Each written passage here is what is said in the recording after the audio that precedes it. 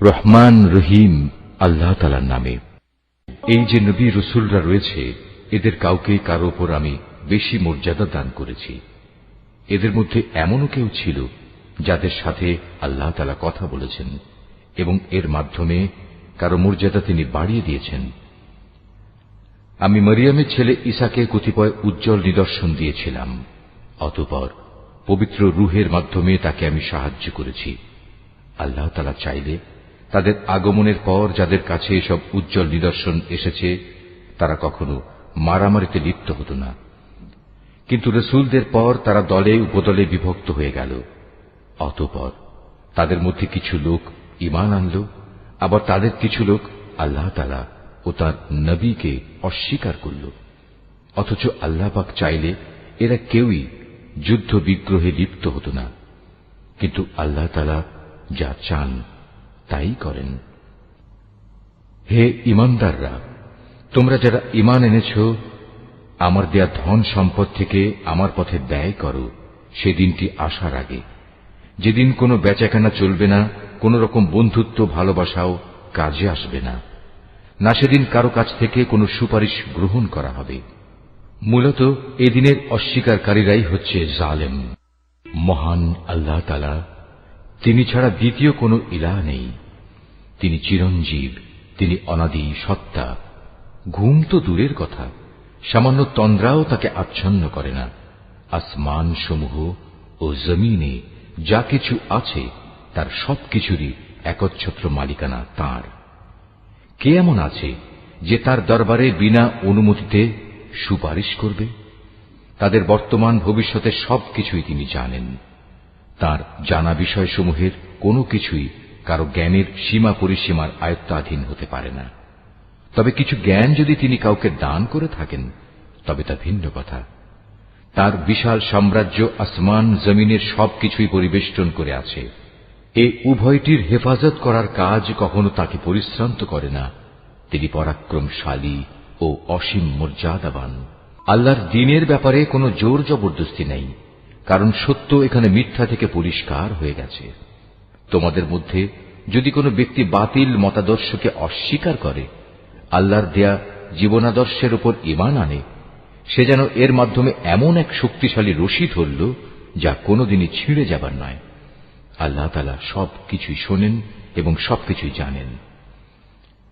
যারা আল্লাহর উপর ঈমান আনে, আল্লাহ তাআলাই হচ্ছেন তাদের সাহায্যকারী বন্ধু। তিনি জাহেলিয়াতের অন্ধকার থেকে তাদের ঈমানের আলোতে বের করে নিয়ে আসেন। অপরদিকে যারা আল্লাহকে অস্বীকার করে, বাতিল শক্তিসমূহই হয়ে থাকে তাদের সাহায্যকারী। তা তাদের দ্বীনের আলোক থেকে কুফরির অন্ধকারের দিকে নিয়ে যায়। এরাই হচ্ছে প্রকৃতপক্ষে জাহান্নামের অধিবাসী, সেখানে তারা চিরদিন থাকবে। তুমি কি সে ব্যক্তির অবস্থা দেখোনি যে ব্যক্তিকে আল্লাহ তাআলা দুনিয়ার রাষ্ট্র ক্ষমতা দেওয়ার পর সেই ইব্রাহিমের সাথে স্বয়ং মালিকের ব্যাপারে বিতর্কে লিপ্ত হল?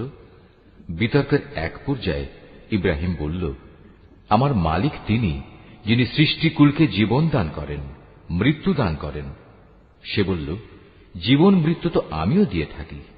ইব্রাহিম বলল, আমার আল্লাহ তাআলা পূর্ব দিক থেকে প্রতিদিন সূর্যের উদয় ঘটান, একবার তুমি তা পশ্চিম দিক থেকে বের করে দেখাও তো। এতে সত্য অস্বীকারী ব্যক্তিটি হতভম্ব হয়ে গেল। আসলে আল্লাহ তাআলা জালেম জাতিকে কখনো পথের দিশা দেন না।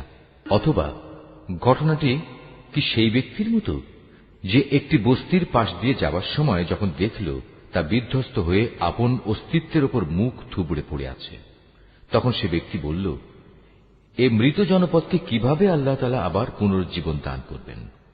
এক পর্যায়ে আল্লাহ তাআলা সত্যি সত্যি তাকে মৃত্যু দান করলেন এবং এভাবেই তাকে 100 বছর ধরে মৃত ফেলে রাখলেন। অতঃপর তাকে পুনরায় জীবিত করলেন। এবার জিজ্ঞেস করলেন, বলতে পারো তুমি কতকাল মৃত অবস্থায় কাটিয়েছ? সে বলল, আমি একদিন কিংবা একদিনের কিছু অংশ মৃত অবস্থায় কাটিয়েছি। আল্লাহ তাআলা বললেন, বরং এমনি অবস্থায় তুমি 100 বছর কাটিয়ে দিয়েছ। তাকিয়ে দেখো তোমার নিজস্ব খাবার ও পানীয়ের দিকে, দেখবে তা বিন্দুমাত্র পচেনি। তোমার গাধাটির দিকেও দেখো, তাও একই অবস্থায় আছে। আমি এসব এজন্যই দেখালাম যেন আমি তোমাকে মানুষদের জন্য পরকালীন জীবনের একটি জীবন্ত প্রমাণ হিসেবে উপস্থাপন করতে পারি। এই মৃত জীবের হাড় পাঁজরগুলোর দিকে তাকিয়ে দেখো, তুমি নিজেই দেখতে পাবে আমি কিভাবে তা একটার সাথে আরেকটা জোড়া লাগিয়ে নতুন জীবন দিয়েছি। অতঃপর কিভাবে তাকে আমি গোশতের পোশাক পরিয়ে দিয়েছি। অতএব এভাবে আল্লাহর দেখানো এ বিষয়টি যখন তার কাছে পরিষ্কার হয়ে গেল, তখন সে বলে উঠল, আমি এটা জানি, অবশ্যই আল্লাহ তাআলা সব কিছুর উপর ক্ষমতাবান। আরো স্মরণ করো যখন ইব্রাহিম বলল, হে মালিক, মৃতকে তুমি কিভাবে পুনরায় জীবিত করো তা আমাকে একটু দেখিয়ে দাও। আল্লাহ তাআলা বললেন, কেন, না দেখে কি তুমি বিশ্বাস করো না? ইব্রাহিম বলল, হ্যাঁ প্রভু, আমি বিশ্বাস করি, কিন্তু এর দ্বারা আমার মন একটু সান্ত্বনা পাবে, এই যা। আল্লাহ তাআলা বললেন, তুমি বরং এক কাজ করো, 4টি পাখি ধরে আনো, অতঃপর আস্তে আস্তে এই পাখিগুলোকে তোমার কাছে পোষ মানিয়ে নাও, যাতে ওদের নাম তোমার কাছে পরিচিত হয়ে যায়। তারপর তাদের শরীর কেটে কয়েক টুকরায় ভাগ করো, তাদের কাটা এক একটি টুকরো এক একটি পাহাড়ের উপর রেখে এসো। অতঃপর ওদের সবার নাম ধরে তুমি ডাকো, দেখবে জীবন্ত পাখিতে পরিণত হয়ে ওরা তোমার কাছে দৌড়ে আসবে। তুমি জেনে রাখো, আল্লাহ তাআলা মহা শক্তিশালী, বিজ্ঞ, কুশলী। যারা নিজেদের ধন সম্পদ আল্লাহ তাআলার পথে খরচ করে, তাদের উদাহরণ হচ্ছে একটি বীজের মতো, যে বীজটি বপন করার পর তা থেকে একে একে 7টি শীষ বেরুল, আবার এর প্রতিটি শীষে রয়েছে 100 শস্য দানা। আসলে আল্লাহ তাআলা যাকে চান তাকে বহু গুণ বৃদ্ধি করে দেন। আল্লাহ তাআলা অনেক প্রশস্ত, অনেক বিজ্ঞ। যারা আল্লাহ তাআলার পথে নিজেদের ধন সম্পদ ব্যয় করে এবং ব্যয় করে তা প্রচার করে বেড়ায় না, খোঁটা দেয় না এবং কষ্টও দেয় না, এজন্য তাদের মালিকদের কাছে তাদের জন্য পুরস্কার সংরক্ষিত রয়েছে। শেষ বিচারের দিন এদের কোনো ভয় নেই, তাদের সেদিন দুশ্চিন্তাগ্রস্ত হতে হবে না। একটুখানি সুন্দর কথা বলা এবং উদারতা দেখিয়ে ক্ষমা করে দেয়া সেই দানের চাইতে অনেক ভালো, যে দানের পরিণামে কষ্টই আসে। আল্লাহ তাআলা কারোরই মুখাপেক্ষী নন, তিনি পরম ধৈর্যশীলও বটে। হে ঈমানদার বান্দারা, তোমরা উপকারের খোঁটা দিয়ে এবং অনুগৃহীত ব্যক্তিকে কষ্ট দিয়ে তোমাদের দান সদকা বরবাদ করে দিও না, ঠিক সেই হতভাগ্য ব্যক্তির মতো যে শুধু লোক দেখানোর উদ্দেশ্যে দান করে, সে আল্লাহ তাআলা ও পরকালের উপর বিশ্বাস করে না। তার দানের উদাহরণ হচ্ছে যেন একটি মসৃণ শিলাখণ্ডের উপর কিছু মাটির আবরণ পড়ল, সেখানে মুষলধারে বৃষ্টিপাত হল, অতঃপর তা পাথরটিকে শক্ত করিয়ে রেখে গেল। দান খয়রাত করে তারা যা কিছু অর্জন করল, তা দিয়ে তারা কিছুই করতে পারল না। আর যারা আল্লাহকে বিশ্বাস করে না, আল্লাহ তাআলা তাদের কখনো সঠিক পথ দেখান না। অপরদিকে যারা আল্লাহ তাআলার সন্তুষ্টির জন্য এবং নিজেদের মানসিক অবস্থা আল্লাহর পথে সুদৃঢ় রাখার জন্য নিজেদের ধন সম্পদ ব্যয় করে, তাদের উদাহরণ হচ্ছে যেন তা কোনো উঁচু পাহাড়ের উপত্যকায় একটি সুসজ্জিত ফসলের বাগান। যদি সেখানে প্রবল বৃষ্টিপাত হয় তাহলে ফসলের পরিমাণ দ্বিগুণ হয়, আর প্রবল বৃষ্টিপাত না হলেও বৃষ্টির শিশির বিন্দুগুলোই ফসলের জন্য যথেষ্ট হয়। আল্লাহ তাআলা ভালো করে পর্যবেক্ষণ করেন তোমরা কে কি কাজ করো। তোমাদের কেউ কি চাইবে যে তার কাছে ফলে ফুলে সুশোভিত একটি বাগান থাকুক, যাতে খেজুর ও আঙুর সহ বিভিন্ন ধরনের ফলমূল থাকবে, তার তলদেশ দিয়ে আবার প্রবহমান থাকবে কতিপয় ঝর্ণাধারা, আর এর ফল ভোগ করার আগেই বাগানের মালিক বয়সের ভারে নুয়ে পড়বে এবং তার কিছু দুর্বল সন্তান থাকবে? এই অবস্থায় হঠাৎ করে এক আগুনে বাতাস এসে তার সব স্বপ্ন জ্বালিয়ে দিয়ে যাবে। এভাবেই আল্লাহ তাআলা তার নিদর্শনগুলো তোমাদের কাছে সুস্পষ্টভাবে বর্ণনা করেন, যাতে তোমরা আল্লাহ তাআলার এসব কথার উপর চিন্তা গবেষণা করতে পারো। হে ঈমানদার লোকেরা, তোমরা নিজেরা যা অর্জন করেছ সে পবিত্র সম্পদ এবং যা আমি জমিনের ভেতর থেকে তোমাদের জন্য বের করে এনেছি, তার থেকে একটি উৎকৃষ্ট অংশ আল্লাহর পথে ব্যয় করো। আল্লাহর জন্য এমন নিকৃষ্টতম জিনিসগুলো বেছে রেখে তার থেকে ব্যয় করো না, যা অন্যরা তোমাদের দিলে তোমরা তা গ্রহণ করবে না। অবশ্য যা কিছু তোমরা অনিচ্ছাকৃতভাবে গ্রহণ করো তা আলাদা। তোমরা জেনে রেখো, আল্লাহ তাআলা তোমাদের দানের মুখাপেক্ষী নন। সব প্রশংসার মালিক তো তিনিই। শয়তান সব সময় তোমাদের অভাব অনটনের ভয় দেখাবে এবং সে নানাবিধ অশ্লীল কর্মকাণ্ডের আদেশ দেবে। আর আল্লাহ তাআলা তোমাদের তার কাছ থেকে অসীম বরকত ও ক্ষমার প্রতিশ্রুতি দিচ্ছেন এবং সেদিকেই তিনি তোমাদের ডাকছেন। আল্লাহ তাআলা প্রাচুর্যময় ও সম্যক অবগত। আল্লাহ তাআলা যাকে চান তাকে একান্তভাবে তার পক্ষ থেকে বিশেষ জ্ঞান দান করেন। আর যে ব্যক্তিকে আল্লাহ তাআলার সেই বিশেষ জ্ঞান দেওয়া হল, সে যেন মনে করে তাকে প্রচুর কল্যাণ দান করা হয়েছে। আর প্রজ্ঞা সম্পন্ন ব্যক্তি ছাড়া আল্লাহর এসব কথা থেকে অন্য কেউ কোন শিক্ষায় গ্রহণ করতে পারে না। তোমরা যা কিছু খরচ করো আর যা কিছু খরচ করার জন্য মানত করো, আল্লাহ তাআলা অবশ্যই তা ভালো করেই জানেন। জালেমদের আসলেই কোনো সাহায্যকারী নেই। আল্লাহ তাআলা সন্তুষ্টির জন্য তোমরা যা কিছু দান করো তা যদি প্রকাশ্যভাবে মানুষদের সামনে করো তা ভালো কথা, তাতে কোনো দোষ নেই। তবে যদি তোমরা তা মানুষদের কাছে গোপন রাখো এবং চুপে চুপে অসহায়দের দিয়ে দাও, তা হবে তোমাদের জন্য উত্তম। এ দানের কারণে আল্লাহ তাআলা তোমাদের বহুবিধ গুনাহ খাতা মুছে দেবেন। আর তোমরা যাই করো না কেন, আল্লাহ তাআলা সবকিছু সম্পর্কে ওয়াকিবহাল রয়েছেন।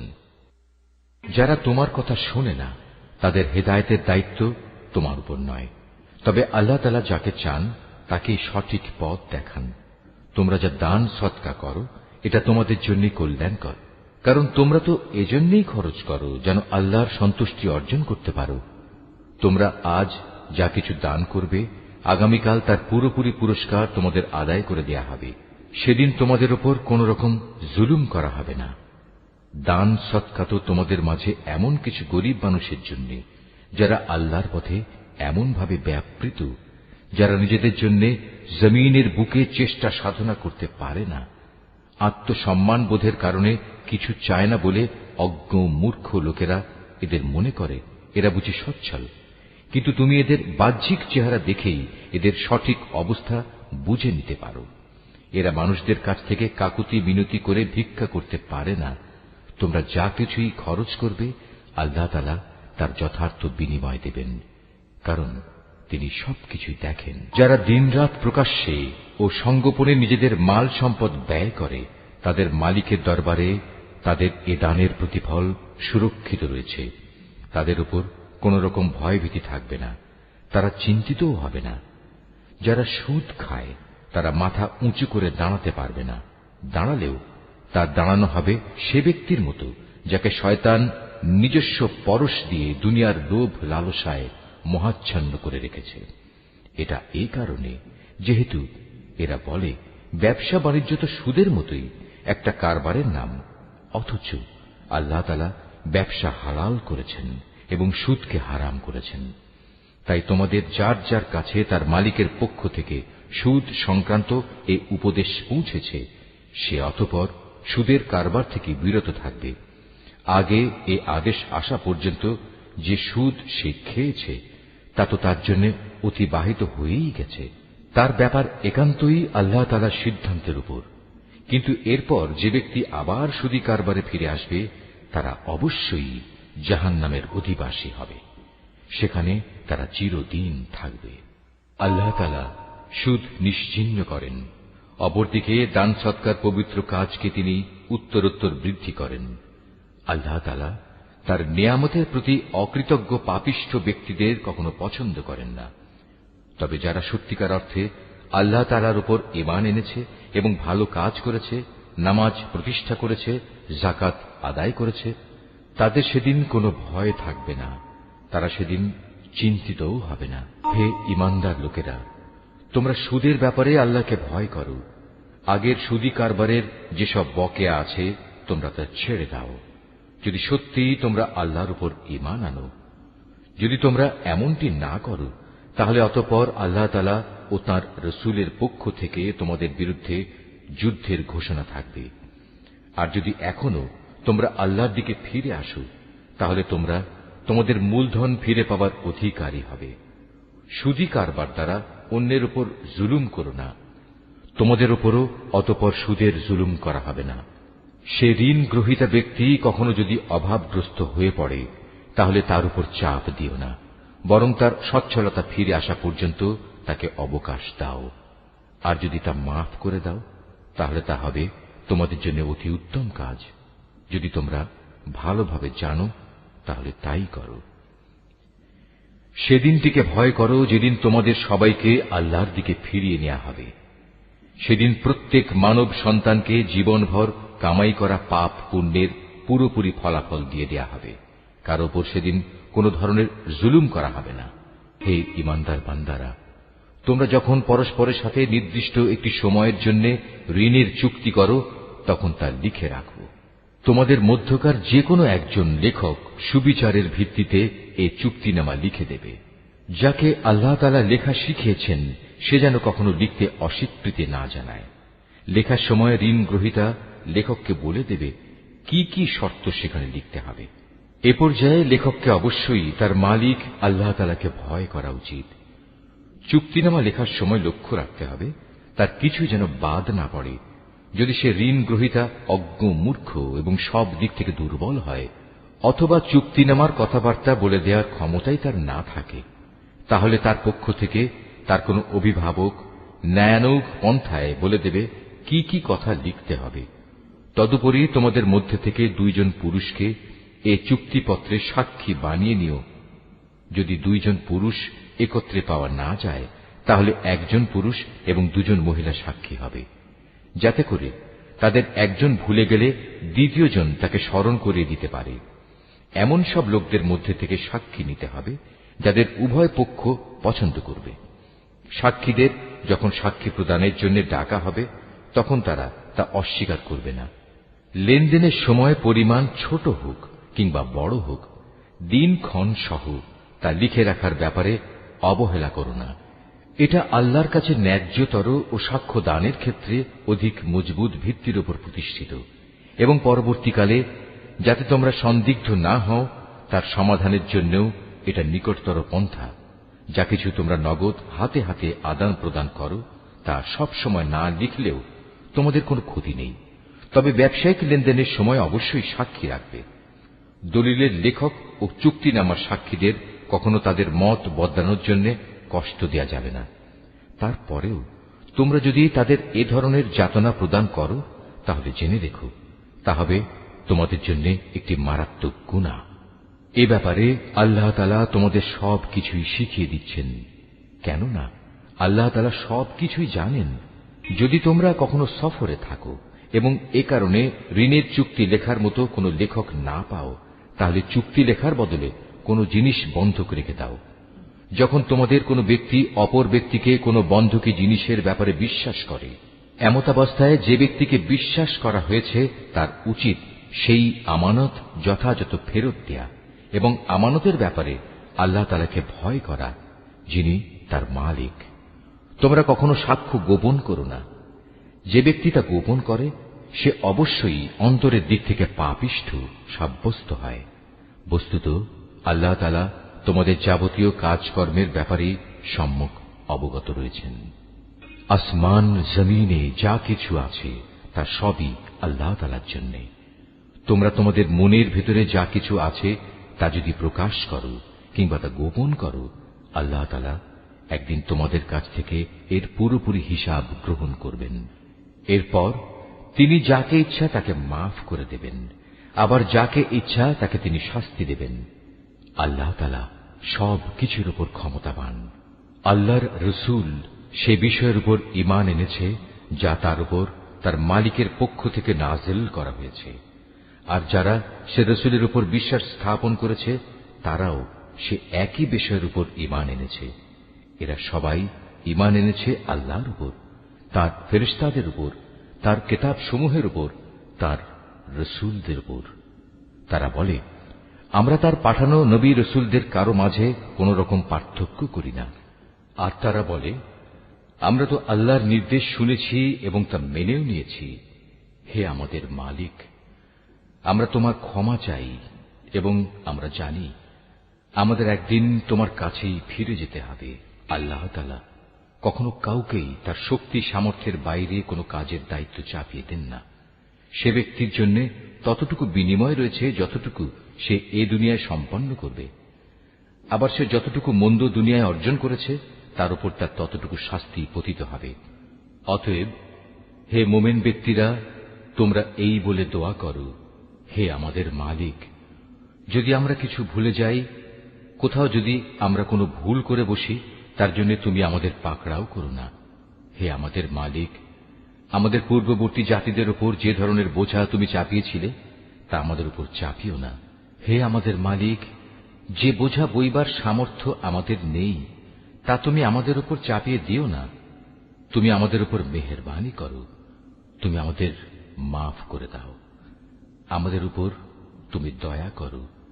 তুমি আমাদের একমাত্র আশ্রয়দাতা বন্ধু। অতএব কাফেরদের মোকাবেলায় তুমি আমাদের সাহায্য করো।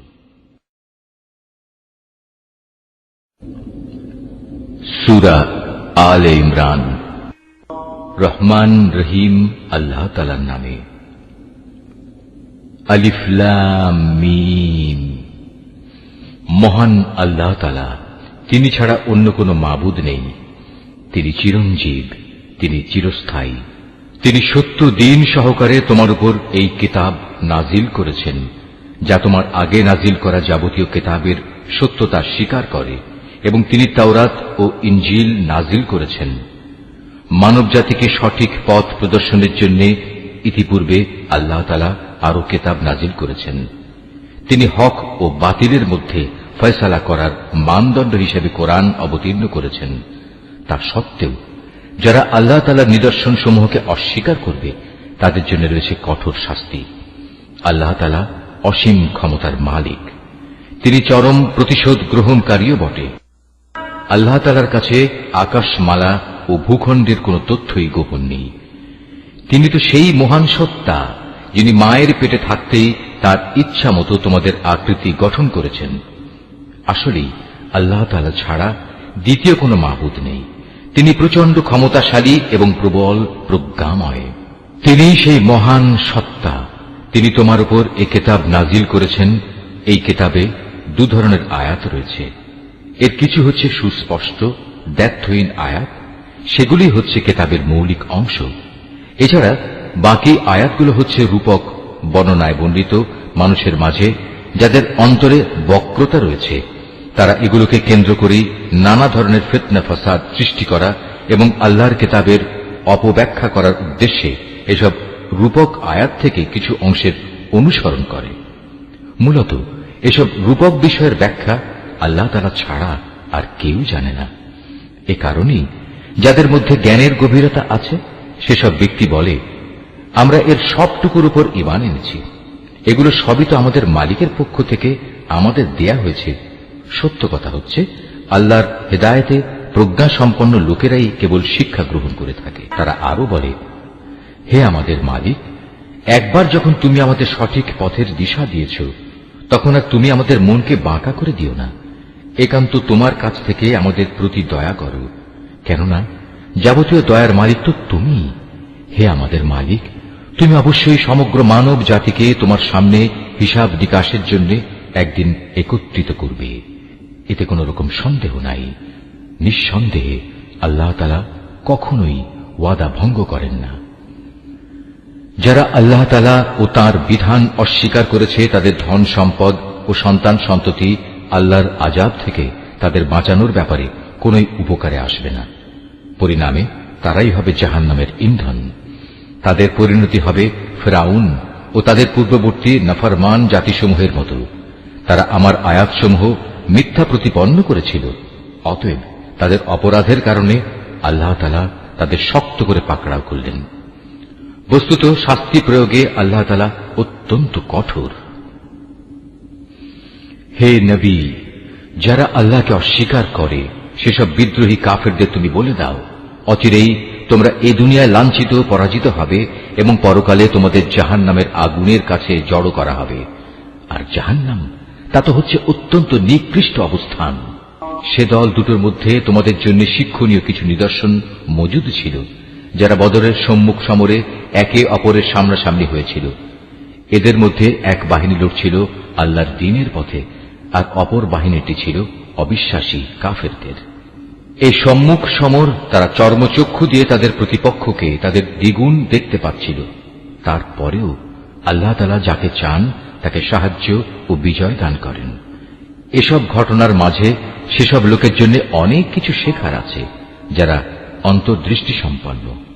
নারী জাতি, সন্তান সন্ততি, কাঁড়ি কাঁড়ি সোনা রূপা, পছন্দসই ঘোড়া, গৃহপালিত জন্তু ও জমিনের ফসল সব সময়ই মানব সন্তানের জন্য লোভনীয় করে রাখা হয়েছে। এসব হচ্ছে পার্থিব জীবনের ভোগের সামগ্রী মাত্র। স্থায়ী জীবনের উৎকৃষ্ট আশ্রয় তো একমাত্র আল্লাহ তাআলার কাছে রয়েছে। হে নবী, তুমি তাদের বলো, আমি কি তোমাদের এর চাইতে উৎকৃষ্ট কোন বস্তুর কথা বলবো? হ্যাঁ, সে উৎকৃষ্ট বস্তু হচ্ছে তাদের জন্য যারা আল্লাহকে ভয় করে। এমন সব লোকদের জন্য তাদের মালিকের কাছে রয়েছে মনোরম জান্নাত, যার পাদদেশ দিয়ে প্রবাহমান থাকবে অগণিত ঝর্ণাধারা, এবং তারা সেখানে অনাদিকাল থাকবে। আরো থাকবে তাদের পূত পবিত্র সঙ্গী ও সঙ্গিনীরা। সর্বোপরি থাকবে আল্লাহ তাআলার অনাবিল সন্তুষ্টি। আল্লাহ তাআলা নিজ বান্দাদের কার্যকলাপের উপর সর্বদা সতর্ক দৃষ্টি রাখেন। যারা বলে, হে আমাদের মালিক, আমরা অবশ্যই তোমার উপর ঈমান এনেছি, অতঃপর আমাদের যা গুনাহখাতা হয়ে যায় তা তুমি মাফ করে দাও, এবং শেষ বিচারের দিন তুমি আমাদের জাহান্নামের আগুন থেকে বাঁচিয়ে দিও। এরা হচ্ছে ধৈর্যশীল এবং সত্যাশ্রয়ী। এরাই অনুগত এবং দানশীল। সর্বোপরি এরা হচ্ছে শেষ রাতে কিংবা উষা লগ্নে ক্ষমা প্রার্থনাকারী। আল্লাহ তাআলা স্বয়ং সাক্ষ্য দিচ্ছেন, তিনি ছাড়া অন্য কোন মাবুদ নেই। ফেরেশতারা এবং জ্ঞানবান মানুষেরাও এই একই সাক্ষ্য দিচ্ছে। আল্লাহ তাআলাই একমাত্র ন্যায় ও ইনসাফ কার্যকর করেন। তিনি ছাড়া দ্বিতীয় কোন মাবুদ নাই।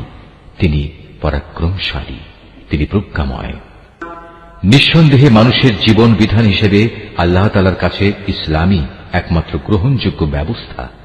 যাদের আল্লাহর পক্ষ থেকে কিতাব দেওয়া হয়েছিল, তারা এই জীবন বিধান থেকে বিচ্যুত হয়ে নিজেরা একে অপরের প্রতি বিদ্বেষ ও হিংসার বশবর্তী হয়ে বিভিন্ন দলে উপদলে বিভক্ত হয়ে মতানৈক্যে লিপ্ত হয়ে পড়েছিল।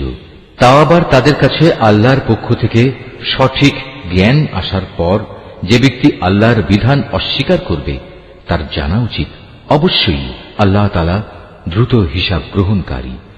যদি এসব মানুষ তোমার সাথে এ ব্যাপারে কোনরূপ বিতর্কে লিপ্ত হয়, তাহলে তুমি তাদের বলে দাও, আমি এবং আমার অনুসারীরা সবাই আল্লাহর কাছে আত্মসমর্পণ করে নিয়েছি।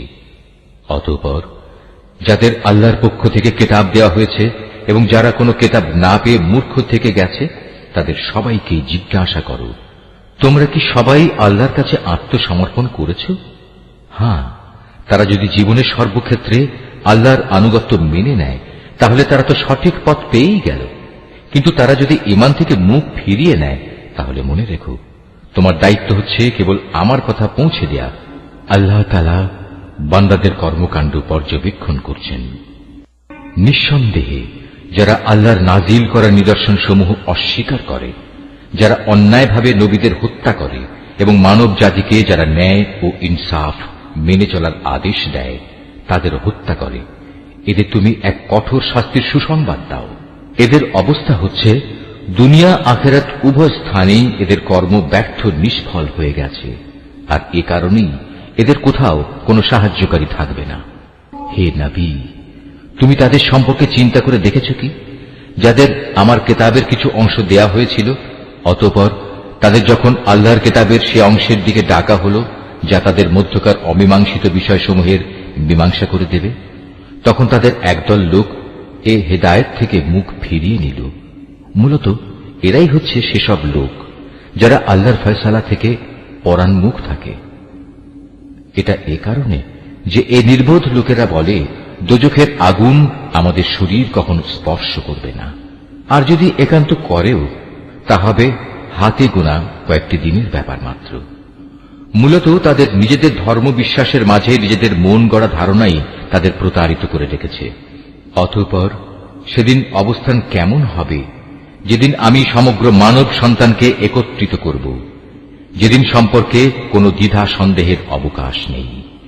সেদিন প্রত্যেক মানব সন্তানকেই তার নিজস্ব অর্জিত বিনিময় পুরোপুরি দিয়ে দেয়া হবে এবং সেদিন কারো উপর বিন্দুমাত্র জুলুম করা হবে না।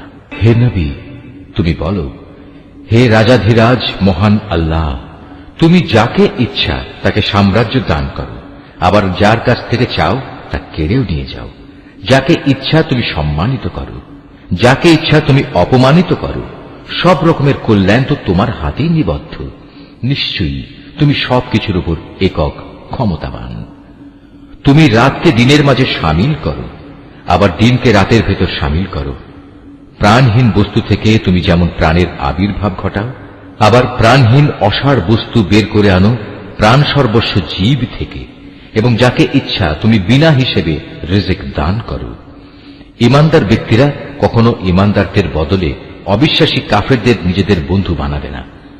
যদি তোমাদের কেউ তা করে, তবে আল্লাহর সাথে তার কোনো সম্পর্কই থাকবে না। হ্যাঁ, তাদের কাছ থেকে কোনো আশঙ্কা থাকলে তোমরা নিজেদের বাঁচাতে গেলে ভিন্ন কথা। আল্লাহ তাআলা তো বরং তার নিজের ব্যাপারেই তোমাদের ভয় দেখাচ্ছেন বেশি, কারণ তোমাদের আল্লাহর কাছেই ফিরে যেতে হবে। হে নবী, তুমি বলো, তোমরা তোমাদের মনের ভেতর কিছু গোপন করে রাখো কিংবা তা সবার সামনে প্রকাশ করে দাও, তা আল্লাহ তাআলা ভালোভাবে অবগত হন। আসমান, জমিন ও এর আভ্যন্তরীণ সবকিছু তিনি জানেন। সর্বোপরি আল্লাহ তাআলা সৃষ্টি লোকের সবকিছুর উপর ক্ষমতাবান। তিনি সকল শক্তির আধার।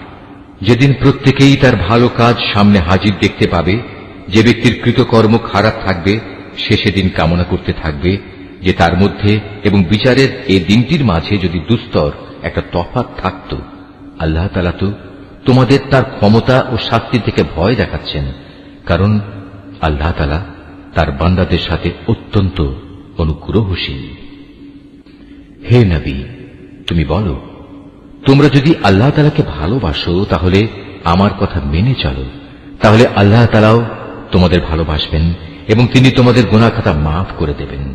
আল্লাহ তাআলা অত্যন্ত ক্ষমাশীল ও দয়াবান। তুমি আরো বলো, তোমরা আল্লাহ তাআলা ও তার রাসূলের কথা মেনে চলো। এই আহ্বান সত্ত্বেও তারা যদি এ থেকে মুখ ফিরিয়ে নেয়, তুমি জেনে রেখো আল্লাহ তাআলা কখনো কাফেরদের পছন্দ করেন না। অবশ্যই আল্লাহ তাআলা আদম, নূহ এবং ইব্রাহিমের বংশধর ও ইমরানের বংশধরদের সৃষ্টিকুলের উপর নেতৃত্ব করার জন্য বাছাই করে নিয়েছেন। নেতৃত্বে সমাসীন এদের সন্তানরা বংশানুক্রমে পরস্পর পরস্পরের বংশধর। আল্লাহ তাআলা সবার কথাবার্তা শুনতে পান এবং সব কথা তিনি জানেন। স্মরণ করো, যখন ইমরানের স্ত্রী বলল, হে আমার মালিক, আমার গর্ভে যে সন্তান আছে তাকে আমি স্বাধীনভাবে তোমার দ্বীনের কাজ করার জন্য উৎসর্গ করলাম। তুমি আমার পক্ষ থেকে এই সন্তানটিকে কবুল করে নাও। অবশ্যই তুমি সব কথা শোনো এবং সব বিষয়ে জানো। অতঃপর একসময় যখন ইমরানের স্ত্রী সেই সন্তান জন্ম দিল, তখন সে বলল, হে আমার মালিক, এ কি? আমি তো দেখছি একটি মেয়ে সন্তান জন্ম দিয়েছি। একটা মেয়েকে কিভাবে আমি তোমার পথে উৎসর্গ করব? আল্লাহ তাআলা তো ভালোভাবেই জানতেন ইমরানের স্ত্রী কোন ধরনের শিশু জন্ম দিয়েছে। আসলে আল্লাহ তাআলার কোন কোন কাজের জন্য ছেলে কিন্তু কখনো মেয়ের মতো হবে না।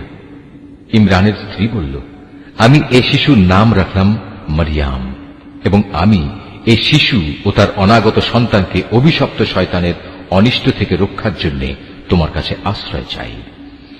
আল্লাহ তাআলা ইমরানের স্ত্রীর দোয়া কবুল করলেন এবং এই মেয়েটিকে অত্যন্ত আগ্রহ ভরেই গ্রহণ করে নিলেন এবং ধীরে ধীরে এই মেয়েটিকে তিনি ভালোভাবে গড়ে তুললেন।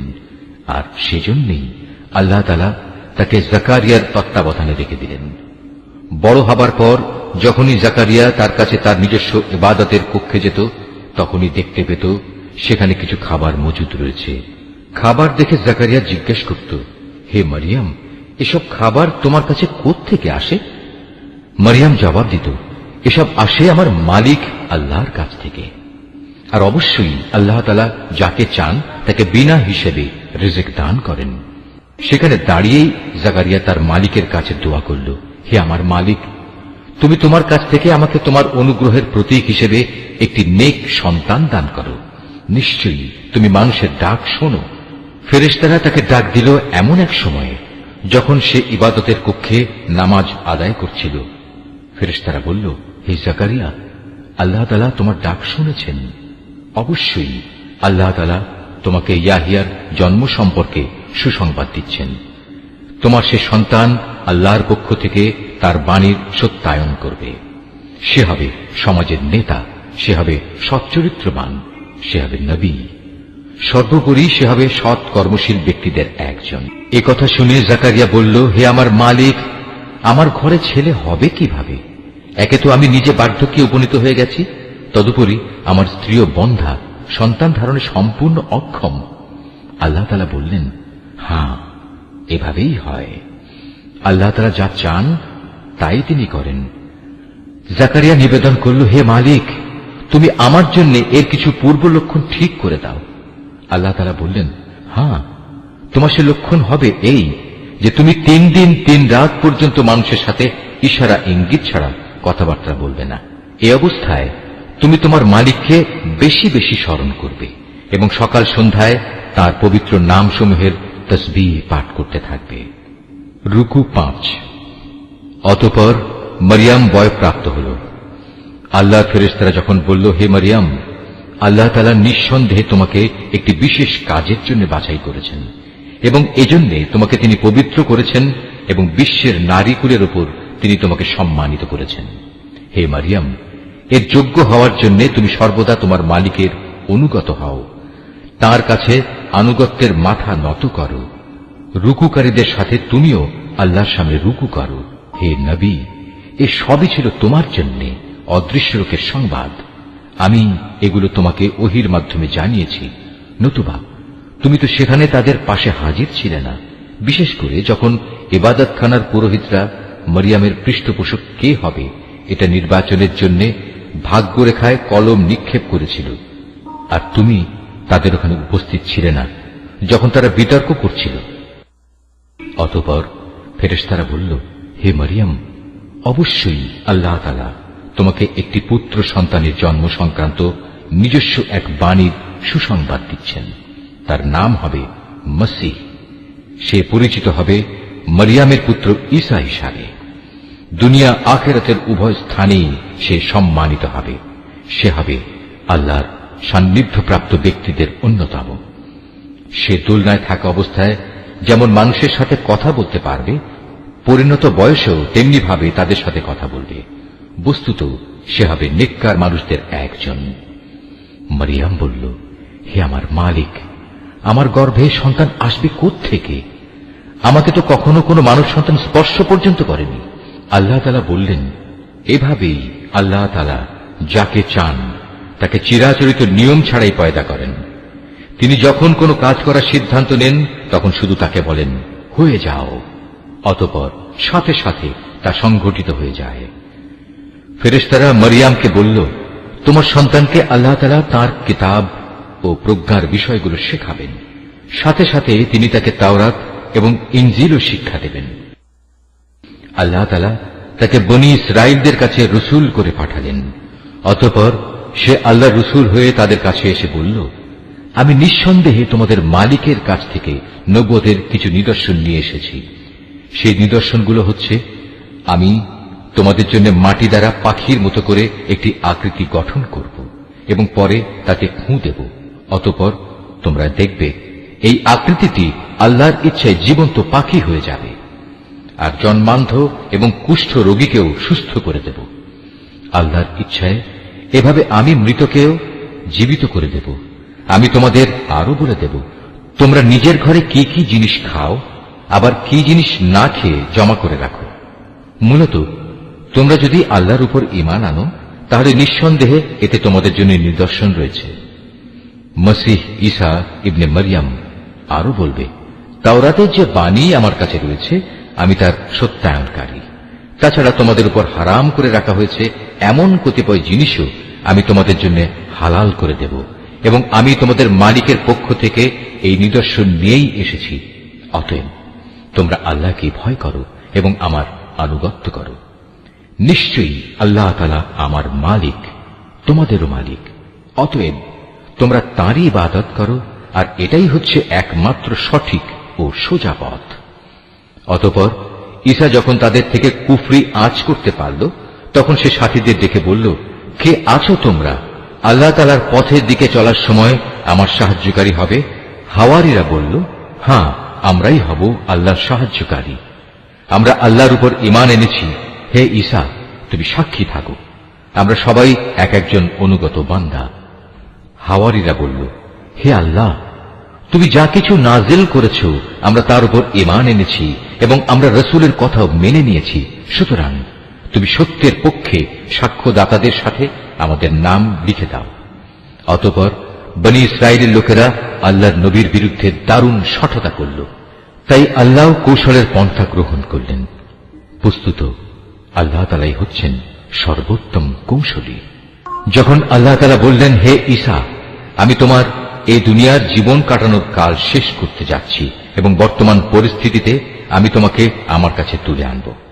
যারা তোমাকে মেনে নিতে অস্বীকার করছে তাদের যাবতীয় পাপ থেকেও আমি তোমাকে পবিত্র করে নেব, আর যারা তোমাকে অনুসরণ করছে তাদের আমি কিয়ামত পর্যন্ত এই অস্বীকারীদের উপর বিজয়ী করে রাখব। অতঃপর তোমাদের সবাইকে আমার কাছেই ফিরে আসতে হবে। সেদিন ঈসা সম্পর্কিত যেসব বিষয়ে তোমরা মতবিরোধে লিপ্ত ছিলে তার সবকটি বিষয়ই আমি তোমাদের মাঝে মীমাংসা করে দেব। যারা আমার বিধান অস্বীকার করেছে আমি তাদের এই দুনিয়ায় অপমান ও আখিরাতে আগুনে দগ্ধ হওয়ার কঠোরতর শাস্তি দেব। এ থেকে বাঁচানোর মতো সেদিন তাদের কোনো সাহায্যকারী থাকবে না। অপরদিকে যারা আল্লাহর উপর ঈমান এনেছে এবং ভালো কাজ করেছে, অতঃপর আল্লাহ তাদের সবাইকে তাদের পাওনা পুরোপুরি আদায় করে দেবেন। আল্লাহ তাআলা জালেমদের কখনো ভালোবাসেন না। এই কিতাব যা আমি তোমাকে পড়ে শোনাচ্ছি তা হচ্ছে আল্লাহর নিদর্শন ও জ্ঞানপূর্ণ উপদেশ বিশেষ। সত্য কথা হচ্ছে আল্লাহ তাআলার কাছে ঈসার উদাহরণ হচ্ছে প্রথম মানুষ আদমের মতো। তাকেও আল্লাহ তাআলা মাতা পিতা ছাড়া সরাসরি মাটি থেকে পয়দা করেছেন। তারপর তাকে বললেন, এবার তুমি মানুষে পরিণত হয়ে যাও। সাথে সাথে তা মানুষ হয়ে গেল। এ হচ্ছে তোমার মালিক আল্লাহর পক্ষ থেকে আসা সত্য প্রতিবেদন। অতঃপর তোমরা কখনো সেসব দলে সামিল হও না যারা ঈসার ব্যাপারে নানা রকম সন্দেহ পোষণ করে। এ বিষয়ে আল্লাহর কাছ থেকে সঠিক জ্ঞান আসার পরেও যদি কেউ তোমার সাথে খামোখা ঝগড়া বিবাদ ও তর্ক করতে চায়, তাহলে তুমি তাদের বলে দাও, এসো আমরা সবাই এ ব্যাপারে একমত হই। আমরা আমাদের ছেলেদের ডাকব এবং তোমাদের ছেলেদেরও ডাকব। একইভাবে আমরা ডাকব আমাদের নারীদের এবং তোমাদের নারীদেরও। সাথে সাথে আমরা আমাদের নিজেদের এবং তোমাদেরও একসাথে জড়ো হওয়ার জন্য ডাক দেব। অতঃপর সবাই এক জায়গায় জড়ো হলে আমরা বিনীতভাবে আবেদন করব, আমাদের মধ্যে যে মিথ্যাবাদী তার উপর আল্লাহর অভিশাপ বর্ষিত হোক। এ হচ্ছে সঠিক ও নির্ভুল ঘটনা। আল্লাহ তাআলা ছাড়া দ্বিতীয় কোনো মাবুদ নাই। নিঃসন্দেহে আল্লাহ তাআলা পরম শক্তিশালী ও প্রজ্ঞাময়। অতঃপর তারা যদি এ চ্যালেঞ্জ থেকে মুখ ফিরিয়ে নেয়, তাহলে তারা যেন জেনে রাখে আল্লাহ তাআলা কলহ সৃষ্টিকারীদের ভালো করেই জানেন। হে নবী, তুমি বলো, হে কিতাবধারীরা, এসো আমরা উভয় একমত হই এমন এক কথায় যা আমাদের কাছে এক ও অভিন্ন, এবং সে কথাটি হচ্ছে আমরা উভয়ই আল্লাহ তাআলা ছাড়া অন্য কারো ইবাদত করব না এবং তার সাথে অন্য কিছুকে অংশীদার বানাবো না। সর্বোপরি এক আল্লাহ তাআলা ছাড়া আমরা আমাদের মাঝেও একে অপরকে প্রভু বলে মেনে নেব না। অতঃপর তারা যদি এ থেকে মুখ ফিরিয়ে নেয়, তাহলে তাদের তুমি বলে দাও, তোমরা সাক্ষী থেকো, আমরা আল্লাহর সামনে আনুগত্যের মাথা নত করে দিয়েছি। তুমি আরো বলো, হে কিতাবধারীরা, তোমরা ইব্রাহিম সম্পর্কে আমাদের সাথে অযথা কেন তর্ক করো, অথচ তোমরা জানো তাওরাত ও ইনজিল তার অনেক পরে নাজিল করা হয়েছে। তোমরা কি একথা বুঝতে পারছ না? হ্যাঁ, এর কয়েকটি বিষয়ে তোমাদের হয়তো কিছু কিছু জানাশোনা ছিল এবং সে বিষয়ে তো তোমরা তর্ক বিতর্কও করলে, কিন্তু যেসব বিষয়ে তোমাদের কোনো জ্ঞানই নেই সেসব বিষয়ে তোমরা বিতর্কে লিপ্ত হচ্ছ কেন? আল্লাহ তাআলা তো সবকিছু জানেন, তোমরা কিছুই জানো না। সঠিক ঘটনা হচ্ছে ইব্রাহিম না ছিল ইহুদি না ছিল খ্রিস্টান, বরং সে ছিল একজন একনিষ্ঠ মুসলিম। সে কখনো মুশরিকদের দলভুক্ত ছিল না। মানুষদের ভেতর ইব্রাহিমের সাথে ঘনিষ্ঠতম সম্পর্কের বেশি অধিকার তো আছে সেসব লোকের যারা তার অনুসরণ করেছে। এ নবী ও তার উপর ঈমান আনয়নকারী হচ্ছে ইব্রাহিমের ঘনিষ্ঠতম ব্যক্তি। মূলত আল্লাহ তাআলা একমাত্র তাদেরই সাহায্যকারী পৃষ্ঠপোষক যারা তার উপর ঈমান আনে।